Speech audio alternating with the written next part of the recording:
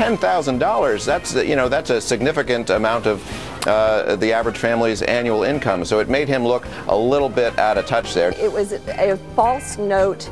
It is an indicator to people that he's not quite like us. That's not a number that just rolls off the tongue. I say all the time, well, the three of us all say, I bet you a buck. I bet you Clayton and I bet a lot. $10. It's usually like a burger or a Bloody Mary. Right. But, dinner, yeah. But nobody says, I'll bet you $10,000. Annual average and median annual income in Iowa is only about $50,000. So a $10,000 bet is pretty extraordinary. This is widely being interpreted as yet another example of Mitt Romney not totally being in touch with the American people. People say, I'll take that bet all the time, but it's for $10, or I'll buy you a cup of coffee. $10,000 doesn't roll off the tongue automatically. What did you think of that moment? Well, for Mitt Romney, $10,000 is like $10 for the rest of us. I mean, that defining moment for Mitt Romney, the bet is already going crazy on Twitter. That $10,000 bet from a multi-millionaire? Twitter nearly exploded. Thousands of tweets. It's 3 months' pay for the average American. That moment triggered a tweet frenzy.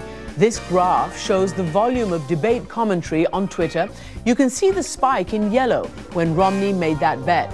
Mitt Romney's $10,000 bet. It's not something we can all do, obviously. It's playing badly everywhere for Mitt Romney. Kathy Obradovich, who's a political columnist for the Des Moines Register, tweeted immediately after that a $10,000 wager is not something a likely caucus goer would do, even on a sure thing. And in tough economic times, if you're trying to reach out to average Americans, a $10,000 bet seems a little extravagant.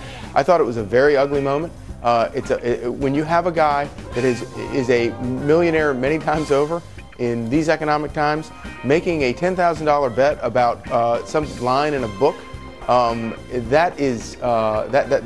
that's not good optics. $10,000. We all dropped that line. I'll bet you $5. I'll bet you a beer. I'll bet you a Bloody Mary. But the fact that he said, "I'll bet you $10,000," and it just rolled down, just reminded folks that he's not exactly like you and I. He doesn't understand that the payroll tax cut, for example, will hurt ordinary average Americans. that was a planned attack. That wasn't a gaffe.